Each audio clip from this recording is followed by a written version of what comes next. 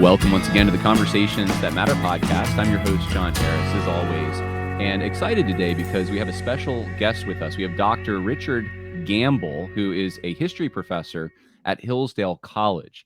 He's also an elder in the Orthodox Presbyterian Church. He has a website, richardmgamble.com, where you can find all his books. In fact, I have two of them sitting right here. I have A Fiery Gospel, and this is a book that I picked up a year ago and started reading, and I thought, oh my goodness, the social justice issue that we talk about today is very similar to the reform movements that happened in the 19th century. It's a very similar battle that's going on in the church. And so I started reading this last week, another book by Richard Gamble called In Search of a City on a Hill. And I thought I have to have this guy on because he's way smarter than me on these topics. And this is an area that I think we have touched on, we've teased, we haven't really gone fully into, and that is civil religion on the right, on the left. We talk about it on the left a lot on this podcast, but we're going to talk about it some more. Does America have a civil religion? If so, is that a good thing? Is that a bad thing? What should we as Christians, Bible-believing Christians, Orthodox Christians, how should we navigate this? And so thank you so much, Dr. Richard Gamble, for joining me. I appreciate it. Thank you, John. It's a privilege to be with you, get to know you, and certainly a privilege to be able to talk to an interested audience who understands maybe what's at stake in these conversations.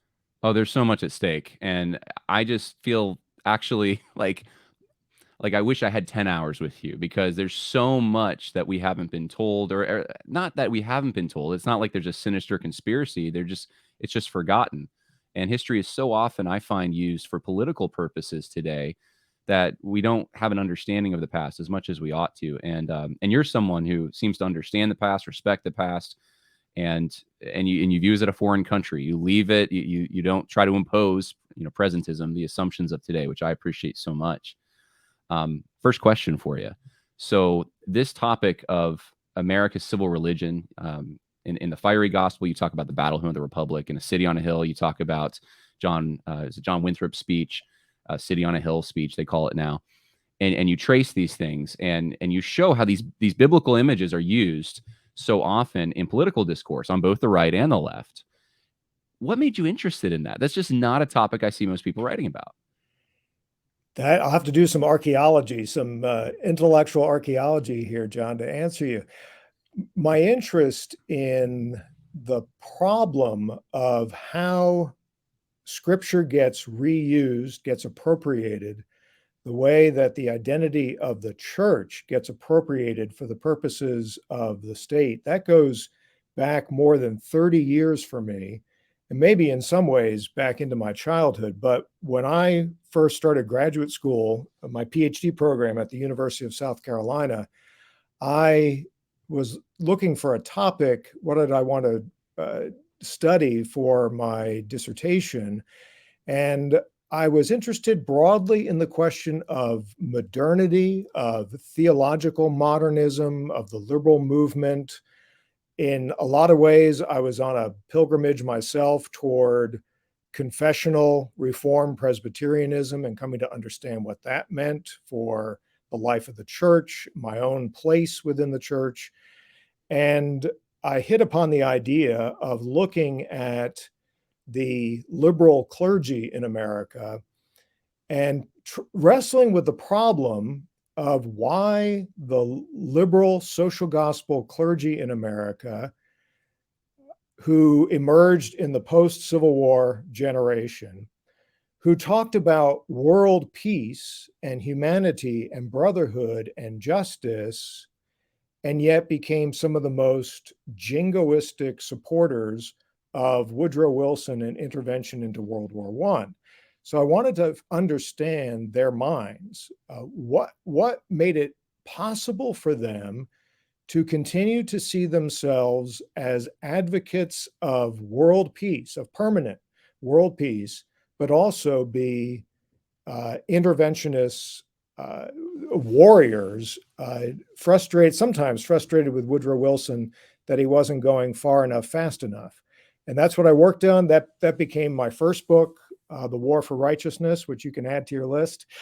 And that came out about 20 years ago now, but it's really based on work from about 30 years ago. Well, I haven't read that particular book, but you have some excellent lectures out there. And I did listen to one that was hosted on the Abbeville Institute website from like 10 years ago where you talk about this. And I saw another one on YouTube where you talk about this. And I find that fascinating. World War I is fascinating. And so if we have time, maybe we can talk a little bit about that. You'd go back though even farther. You go back to the Puritans. Is that where this began? Where does this American civil religion, for lack of a better term, where does that start? Sure. Um, you gotta let me know, John, if I go off in too many directions simultaneously here. I'm going to try to map this out. Some of my views have changed over the last 30 years. It would be a shame if I didn't keep learning. And I want to revisit this question of the Puritan understanding of church and society, or church and state loosely, or the whole question of being God's new Israel, having a messianic identity. I have rethought some of that, and I'll come back to that. But probably a fundamental question is, what do we actually mean by civil religion? And this phrase gets used in two ways that are compatible with each other, but I think we need to keep them distinct. And I have more objections to one as a Christian, as an American, as a conservative, than I do to the other. The more benign form of what we call civil religion is the affirmation of principles, heroes, experiences that bind us together as an American people. To think back to, the colonial period would talk about the need to return to first principles. Virginia talked about this in the Virginia Bill of Rights. So what are those first principles? And there's a sense in which those first principles help bind us together, give us a sense of community, of a common cause, a common life together. And if we take the original meaning of the word religion from the Latin, it means to bind together. So if that's all we mean by civil religion, that we want to affirm those principles, experiences, ways of living, our heroes, we want to affirm the things that bind us together, then I have no quarrel with civil religion. But it never ends there. And we have to think of this in contrast to the appropriation of the Bible and making it a civil religion for the purposes of our own nation state, our own identity, for our own consciousness as a people, for our own sense of what our role is in the world, what we owe ourselves and other people. If we take on the identity of the church, and particularly of the mission of Christ, then that's something that Christians have to be alert to, aware of, on guard against, and shouldn't feel awkward or be made to feel awkward or unpatriotic if they defend those boundaries. I'll add one other nuance to this. There's a way in which the affirmation, that first category I talked about, that first way of understanding civil religion, there's a way that affirmation of principles or documents like the Declaration of Independence, or an ideology, an ideological point from the 19th century or from Cold War America, there's a sense in which that can be elevated to the level of the sacred, on a level that competes with our Christian faith, or an affirmation of a principle that's actually found nowhere in Scripture or nowhere within our tradition, and yet we embrace it and defend it as if it were a fundamental part of our faith. So this gets messy, but I think all this is going on simultaneously, and we need to be aware of what we actually mean by civil religion. And those who dismiss any concern about it, make light of it as if we're just being too fussy about things. They might be thinking of civil religion in that more benign sense. As someone said to me recently, well, do you really have a choice? Do you really have a choice? You're stuck with civil religion.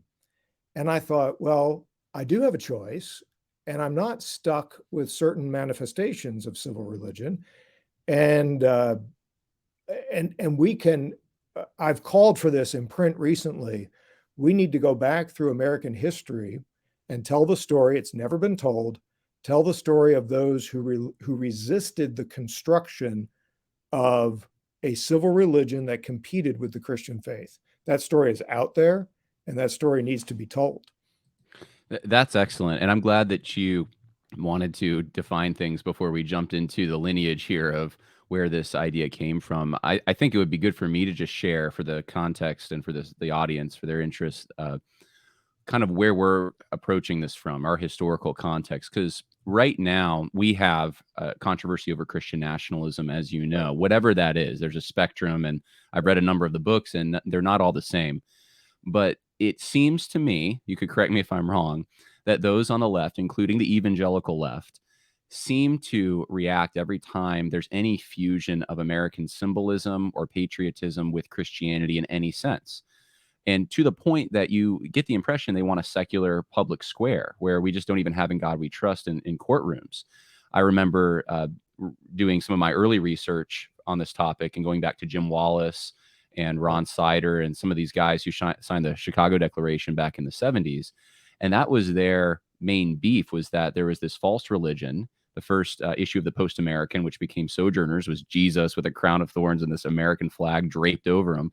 And this was a horrible thing that we're combining these things. And they wanted to return in their minds to the purity of a first century Christianity that was devoid of this influence. And yet they could not see in themselves how they were probably 10 times worse in fusing the power of the state and their own, I guess, leftist tradition in American history with their own Christianity. And that's what we have today, in my opinion, is we have this knee-jerk reaction against anything that's pro-American or patriotic, even the most benign things. Right. And this adoption, though, of, like things like we have a temple of democracy in DC, which shall not be violated by the one-wash masses on January 6th. It's like, what is that? Or one final example. I remember Sam Smith, who I studied under at Liberty University, pointed out to me. He goes, start talking about dividing the United States up, that some regions shouldn't be with other regions, perhaps, because they can't get along. And he said, you will have both sides come after you as a traitor. And I said, why is that? Think about it. It's weird, isn't it? It's odd that we view the Union as something sacred at the level in which we would view perhaps most of our dearly felt theological concerns. And so I hope I'm tracking right with what you're saying, but these are some concrete examples of what I see happening in regards to civil religion out there. Yes. And John, you're right that there are so many things at play all at once right now. And I've gotten involved in controversy over Christian nationalism, what we mean by it. And one of the most difficult things in trying to communicate with others and trying to teach is the nuances of questions of how we're using words like Christian nationalism and where this came from. And I can make a point, raise a concern about the way Christians talk about their nation or the way they worship in their churches and sometimes seem to be worshiping America. And I can sound like the left.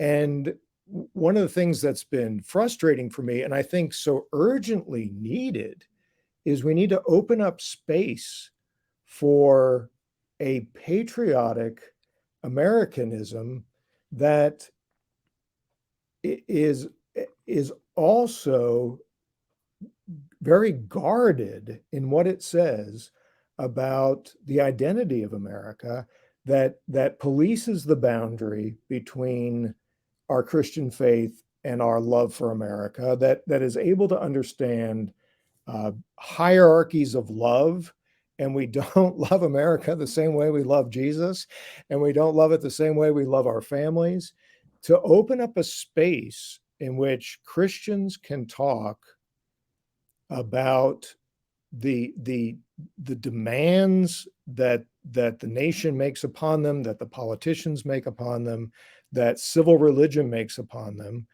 and distinguish that from their own Christian faith, and not feel guilty, or I should say, not feel forced into a position of like of defending America in in extreme terms because the left is condemning it in extreme terms.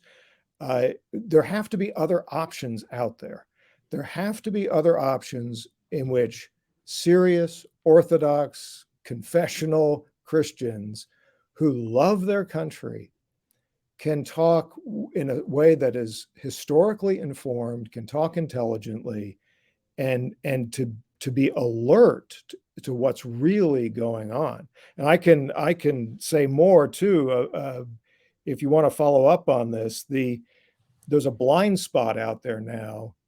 Thinking back to my work on World War I, so many people think or pretend to think that Christian nationalism is somehow a recent invention of the Christian right, Right. that it's only MAGA Republicans who are now guilty of this of Christian nationalism, when it would be so easy to demonstrate that the things that they object to the most were actually part of their movement, and in another way, strange way, kind of still are part of their movement, but going all the way back to left-wing evangelicalism in 19th century America. Those guys perfected Christian nationalism, and the left needs to own that, needs to be forced to own that the things that they worry so much about uh, are actually a lot of it is a product of the left. Well, I was doing some research on this, just on Google Books, looking back to see what's the earliest time we can see that term used, and it seems to be the most popular. Like I think it was an Ngram search I did where you see the term used, and there's this little blip kind of in the early 1900s, and people were using Christian nationalism, and then you don't see it for a while, and now, no, of course, now you see it all over the place. And I wondered what was that little rise at the Right. beginning of the 20th century, and it's these Bellamy clubs that were avowed socialists, and they used the term Christian nationalist of themselves. And I thought, well, that's curious because that seems like the opposite of what we're being told it is now, at Right. least. Man, I want to trace the lines a little with you, and I know we don't have time to get into detail on everything, but and as a good American, right, I want the good guys, bad guys, the black and white, which I need to Yeah. fight Yeah. because there Yeah. isn't clear cut lines on that. But I'd love to know where you think this springs from on both the left and the right. This fusion, this syncretism, if you will. Is it the Puritans? Does it go back before them? Is it some kind of mystical pietism? Where does this start? This story? Oh, John, how many days do we have here? Yeah, I know. Oh my goodness. You can find, I want to choose my words very carefully here, and perhaps too carefully for the patience of your listeners, but there are elements of like making the nation sacred that go way back uh, into medieval Europe, late medieval, early modern.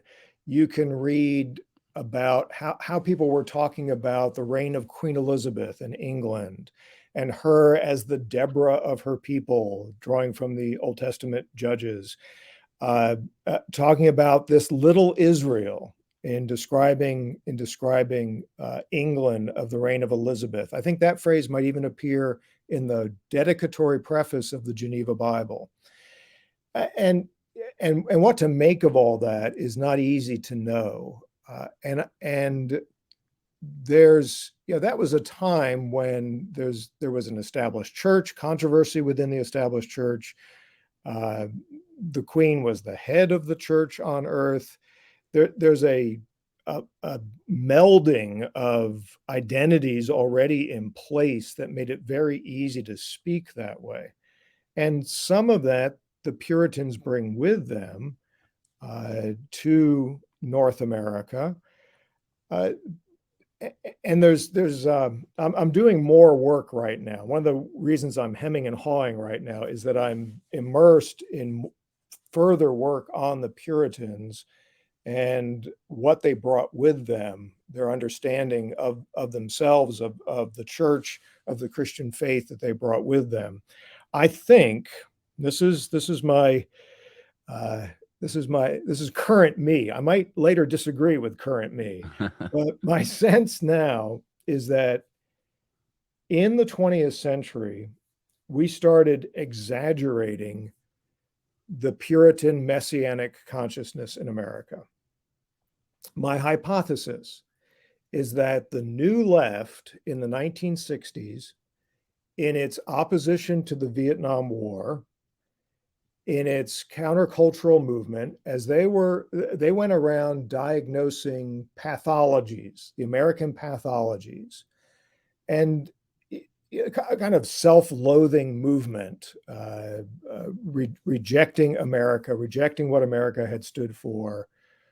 There are lots of reasons to have lots of different views of Vietnam, but the hard left that tried to trace American involvement in Vietnam back to like the American DNA, the American genetic code, that this is who we've always been. We've always been crusaders, messianic people. It's my hypothesis right now that a set of scholars in the 1960s, some books I've actually used in the past and used to depend on a lot, were actually creating, even if they didn't know it, were creating a false memory in America and ended up making the American messianic consciousness, just for a shorthand here, more typical of the American past than in fact it actually was, making manifest destiny more characteristic of the American past than it actually was. Now, to undo that narrative or to test that narrative would require a lot of work. And I think thanks to Perry Miller and others, the way they wrote about the Puritans in New England, they created fake news, right? They created fake news. And people get trapped in thinking, and I think this happened after starting in the 1960s as well, that because the left was attacking this story, this identity of messianic identity, manifest destiny, that there were those on the right who felt obligated to defend it. Neither side realizing that we might have gotten the story wrong. Now, that might be too complicated a line of inquiry for us to pursue right now, but this is my concern, that we have been saddled with a fake story, and that Americans were much more level-headed in the 19th century than we give them credit for. We have gone back and quoted the most quotable, which is what we do all the time. It's just like current news. We go back in history and we quote the most quotable that proves our point, and we have missed the way ordinary Americans were actually thinking about their nation, their people, their place in the world. That's fascinating. You point some of this out in the Search in the City on the Hill, that it wasn't until, I don't remember what time, in the 20th century, that people focus on that particular phrase, even calling it the City on a Hill speech. Right. Whereas before, that wasn't considered significant. We don't even know if it was delivered, right? We don't even know if this was actually a given as a speech. Right. I always thought it was. I had this image in my mind of John Winthrop on this hill, almost like a Sermon on the Mount type situation. And that may have never happened. You do, though, see in that, right, some of the, I don't know, the roots of this, though, don't you? Where he is fusing these understandings of the church and the community that the Puritans were establishing. Right. And certainly the ways in which that is going to be used, right, and made a precedent. This is part of my point in that book and my subsequent thinking over the last 10 or 12 years. The uses to which the model of Christian charity and Winthrop the uses to which that will be put as a authenticating precedent for the way we're talking about America now. I think that's the real story. John Winthrop and countless others of his generation do open the door for that. But one of the things to remember with Winthrop, and I hammer away at this with my students, is that he was talking to a tight-knit group, a highly homogeneous, tight-knit group of Christians for whom, and for him, it was normal for him to address them as if they were a Christian congregation. He was interested in catechizing them. In fact, my new line of inquiry about the model of Christian charity, that it's actually in the form of a doctrinal lecture. He begins with the doctrine of providence, and that he is drawing heavily from the catechisms, especially the catechisms on the Ten Commandments, the very vocabulary. I'm giving away my good stuff right now. I'm telling my secrets. That the very vocabulary that he uses in the model of Christian charity is coming right out of expositions of the Ten Commandments. The whole section on giving, lending, forgiving, this is language. It shows up later in the Westminster Larger and Shorter Catechism. He's drawing from a common heritage there. So, to answer your question, he thought of himself as giving pious advice to a Christian community about how to live together as brothers and sisters within the bonds of Christ. Now, what gets done with that is another story entirely. And as I said, I think the story of what gets done with that and the way that gets secularized or reappropriated, the way Winthrop gets reinvented in the 19th century, that's the big story for American civil religion. And as you know from the book, nobody read the Model of Christian Charity for 208 years. Right. It's not until 1838 that it was published. So it's not even part of our American consciousness. Zero, zip. Yeah. Tocqueville doesn't know about it because it hasn't been published yet when he's in America and writing about the Puritans.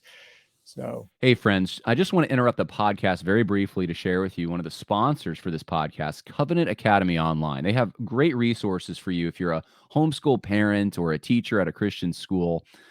They have live online classes that meet 2 times a week for 50 minutes each, and it's for grades 4 through 12. The grading of assignments with comments back to the student who completes the assignment, access to instructors via email for questions, report cards are issued, grade transcripts are available on request. I mean, it's everything you really need. And here's the kicker.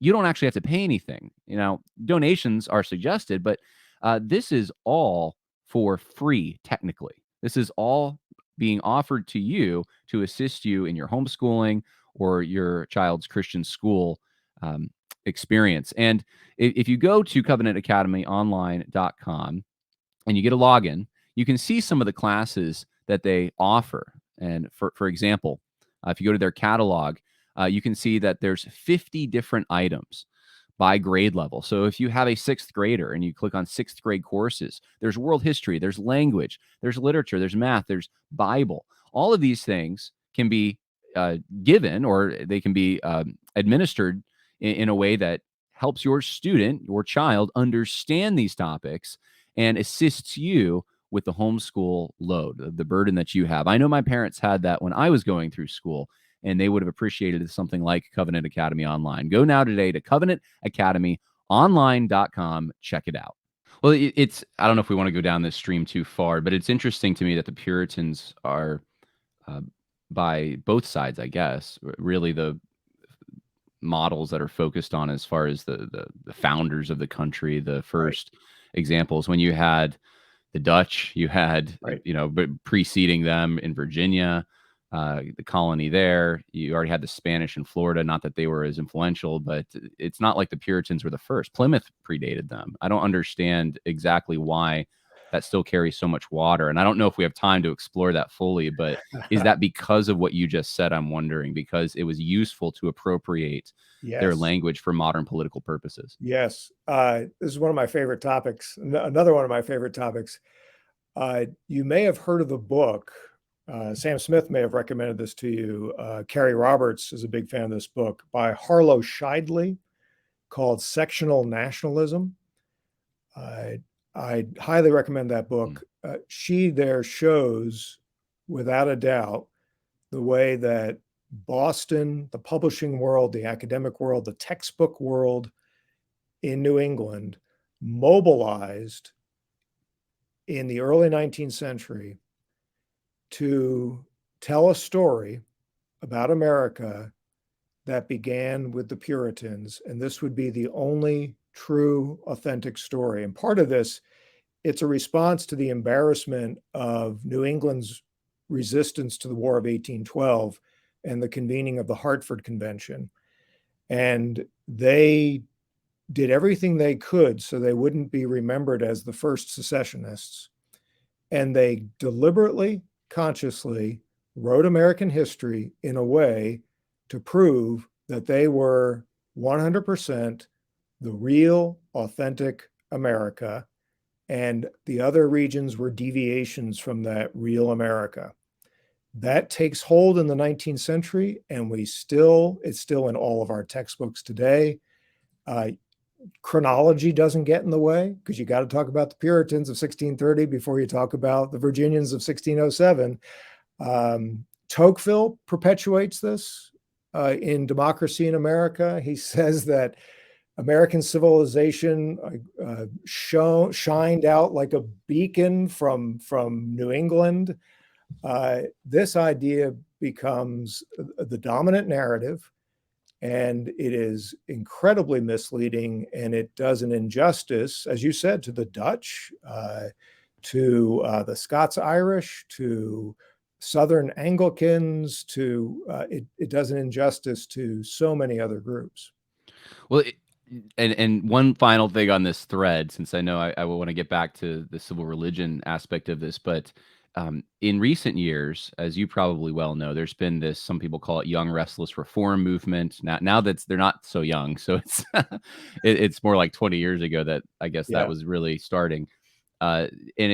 I think the most probably recognizable figure in promoting the Puritans would be John Piper in that, and getting people to read Jonathan Edwards and George Marsden's biography of him. And all this seems to dovetail with some of that in my mind. I don't know exactly how, but the Puritans, not that we shouldn't study them, not that, I mean, you're studying them, not that there aren't things to glean, but they become exclusively the authorities on theology. So not just what being an American is, but also on what being a Christian is for many Reformed people today. I don't know if you have a comment on that before we get back to the topic.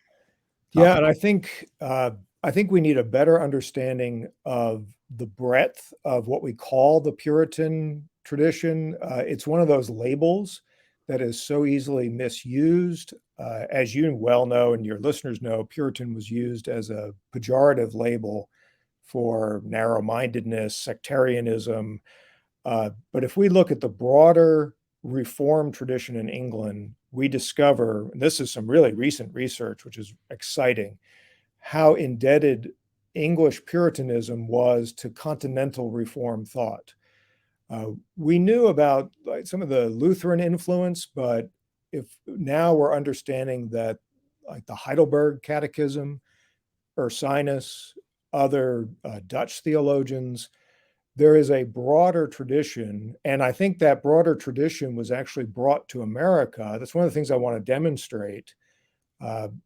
More was brought to America than what you're talking about, than a very narrow definition of what it meant to be a Puritan. And there's a distinction between sort of an American character to the Puritans and then that broader so-called Puritan tradition in England, and then its indebtedness back to continental European thought. I'd love to explore that more, but that's for another podcast. So thanks for giving all of your secrets all away. So now someone else can pick up these threads and steal your thunder. All right, so we have the Puritans. We just talked about them briefly, and they opened the door, as you said, for some of this civil religion thinking. More so, I would assume, than those in Virginia, the Anglicans down there, the Presbyterians, Right. and so that gets as we chronologically go through the 19th century. Does that translate into the Second Great Awakening and some of the reform movements, like I'm thinking abolitionism, women's Right. suffrage, anti prohibition, anti masonry? I mean, are these things also? Do they come directly from that, or? John, you know, I can't give you a straight answer I on know, I any. know. Just give me the best you can. uh, let me think how to come at this. And part of the complexity for me here is just how my own way of organizing this in my head is under assault right now, and I'm struggling. I just spilled The- paint on your very finely written papers, haven't I? right, It's just right. Um, yeah, to circle back to an earlier point too, I think it's been my argument in a piece I published in October. I argue that there's an unexplored way to figure out where American civil religion came from. And my recommendation is that we find the points at which civil religion was being resisted, and that will help us see it in action, see it being created in real time. Now, we know about the big wars. The civil religion was a factory of American civil religion, America's redemptive identity, messianic America. That's where so much of it came from. But I think we can find it. You're right that there's an element of this in the Second Great Awakening. There's an element of it in the reform movements, in a certain understanding of what it meant to have a Christian nation and Christianizing the nation through these reform movements, that a Christian America would not have any alcohol, tobacco, uh, it would not have capital punishment or certain kinds of prisons, all those reform movements. I think there's an element there that is easily woven into, or not woven into, but is evidence for, demonstrates a certain conception of a nation, what a nation is. And to complicate your life and my life, we also have to throw in here that we have to deal with the rise of romantic nationalism in the 19th century and the impact of European ideology on Americans who were eager to embrace that ideology. And a lot of the key people of the abolitionist movement in New England were also great admirers of the romantic nationalist movements in Europe. Uh, and I think is another one of my hypotheses, giving away my stuff. Uh, I think that they consciously, some of them, some of the theologians and philosophers and literary people, consciously wanted to endow America with a European romantic nationalist understanding of itself. Too many adjectives there. So to make America more European in its nationalist identity. That's never been well, it's been explored in some ways, but not from the angle I'm mentioning. So if we have a rise of a certain kind of civic religion and a certain kind of Christian nationalism, we have to do a careful study of nationalism and how that is actually fighting against a federated republic in the 19th century. And here's one of my ideas I'll tease you with. Can you have a robust civil religion in a federated republic? Do you need one?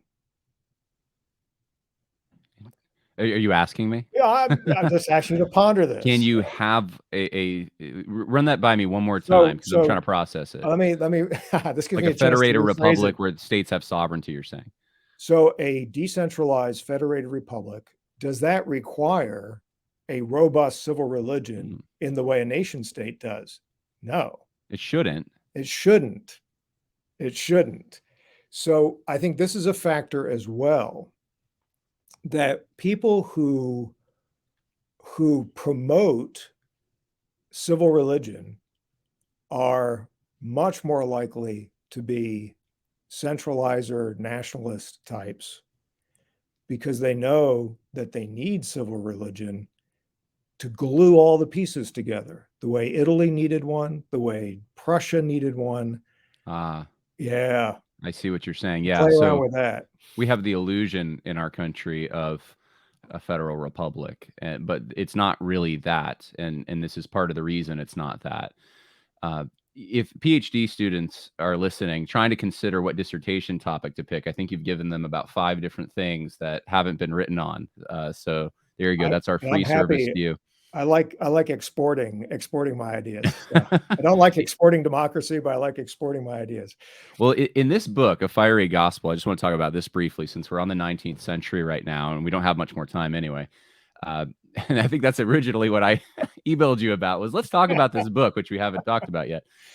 You do trace the use of the Battle Hymn of the Republic, and I found the opening pages like the term that's used out there now is red pill. Like I was red pilled. I was reading these and I was thinking like, oh my goodness, this is what I feel like I'm hearing the same exact thing today from the woke left in social justice evangelicals. It's just change a few words, and so the idea of we're going to mobilize the church to support the war effort through these hymns that are now sung like every 4th of July, even in places like Mississippi. I was surprised. I was there. And I'm like, why are you singing this hymn?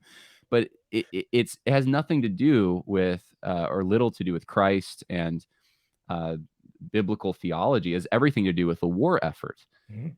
And this is now just ingrained in our American psyche, a Christian psyche, even in the United Right. States, to a point where you can't even challenge that. There's probably people listening right now who are offended that I even just said something mildly criticizing. So, yeah, I guess I should probably ask a question in this little diatribe. What, with the Battle Hymn of the Republic and everything that surrounded that first war movement preceding World War I, our first, I guess, national righteous war. Um, do you think that we're still in that same conflict? That conflict never really resolved itself? Because I'm wondering that are we still in a civil war over these Wow. same issues? And it is in a civil religion on one side and a decentralized form of government on the other. Give me the I should complex answer. It doesn't have to be simple. I should just let you put a period at the end of that instead of a question mark. Okay. I and you know how it is. I mean, I don't want to be misunderstood. I don't want to be misquoted. Uh, there is a sense in which the Civil War has been an unending civil war about much more than questions of even more than questions of the Southern identity, of questions about slavery and so on. And there's a reason why. Yeah, I'm thinking on my feet here. There's a reason why the Civil War became so important. It was so useful for the construction of a civil religion.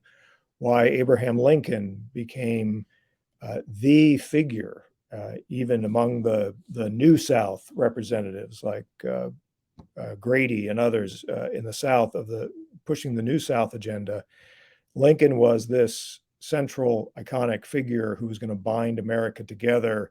That he perfectly combined the Puritan and the Cavalier into the true American. That started to happen right away. And you add that with the Battle Hymn of the Republic and uh, and other aspects of that war. It gives us. I'll trot out some more ideas that people can steal here.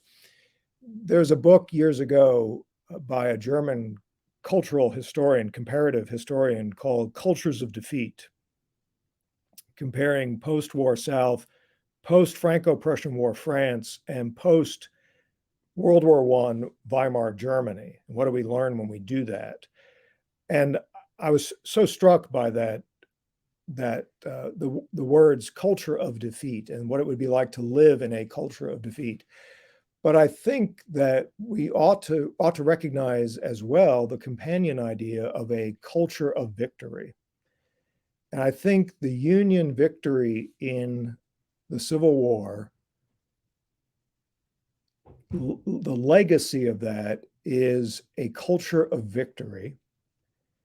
And that proved to be habit forming.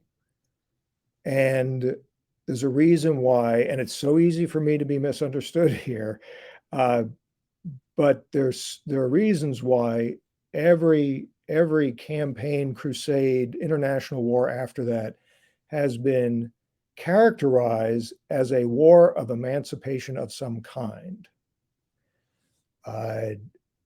Right after the war, some of those who were in the inner circle, the Secret Six behind Frederick Douglass, he was John part Brown, of that group, behind John Brown. Yeah. They by 1867, they're already forming an anti-alcohol party and saying explicitly that this is going to be the next abolitionist crusade.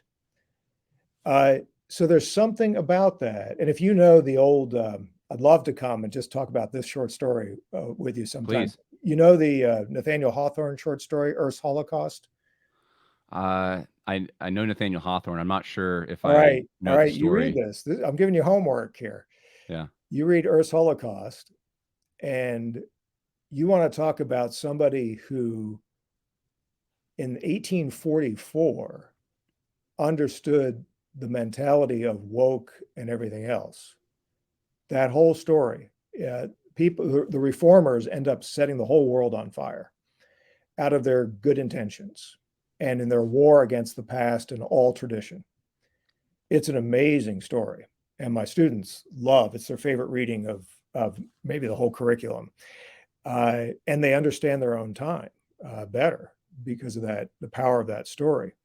So there's something about that Hawthorne identified already in 1844. And one of the recurring phrases in that story is one heave more.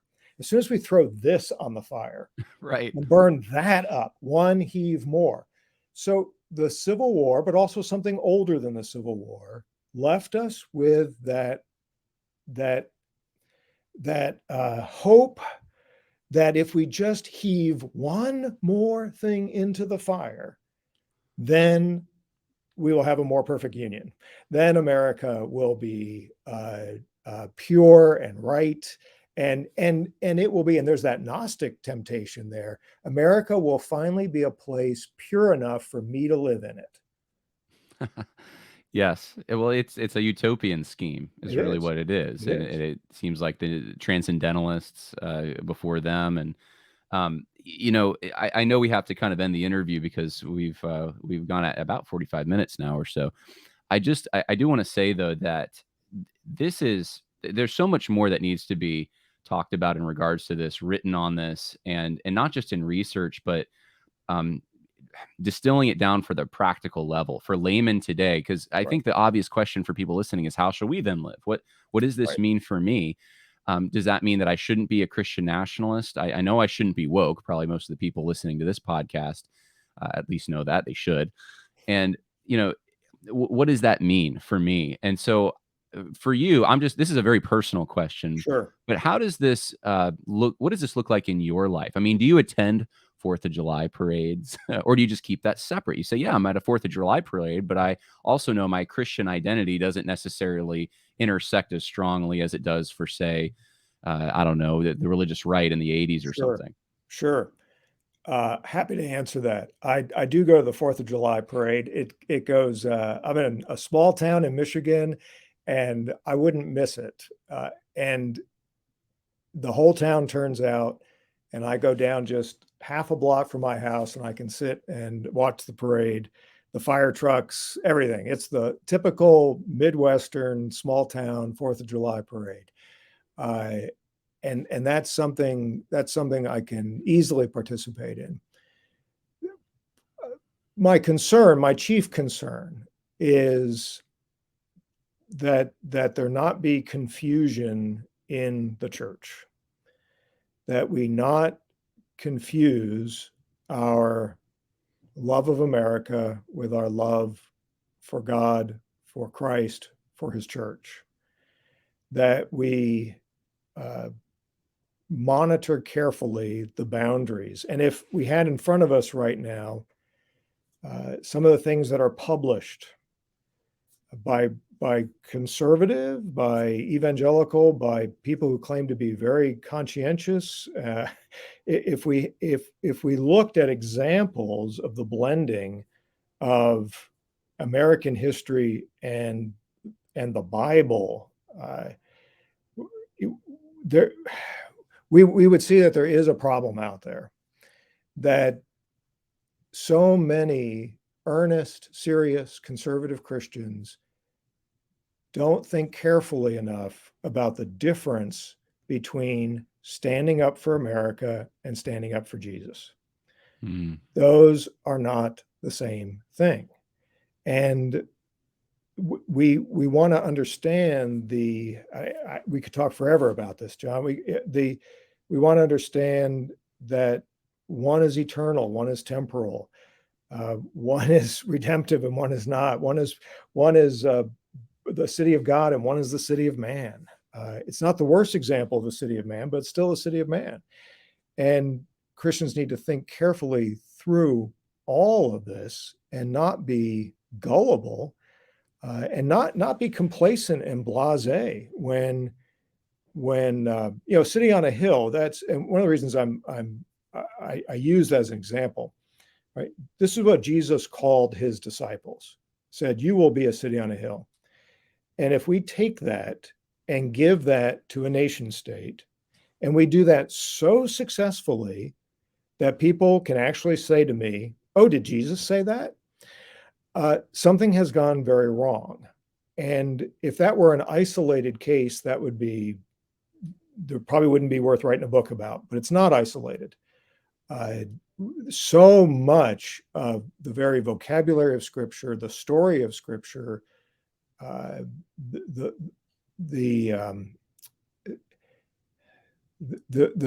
story of redemption has been, America has been woven into that, folded into that, and as if America is indispensable to God's work of redemption in the world. These are all things that Christians have to think about very seriously, and they need to be jealous about, defensive, and about sharing that identity, because we don't want to water down that identity. And we don't want to trivialize the identity of the most sacred things of all by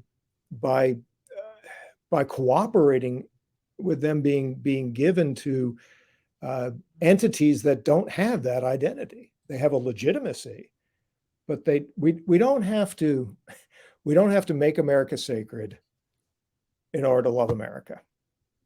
That's a good way to put it. And this applies to those who would, on the right, who would have a more triumphalistic narrative of America, or those on the left who have this emancipationist narrative of what America, 1619 or 1776 projects. They're both of them, not the projects themselves, but right. Well, maybe the projects themselves. Right. But they both, the people that are attracted to those things, both have this tendency to sacralize America, and the left, especially the state itself.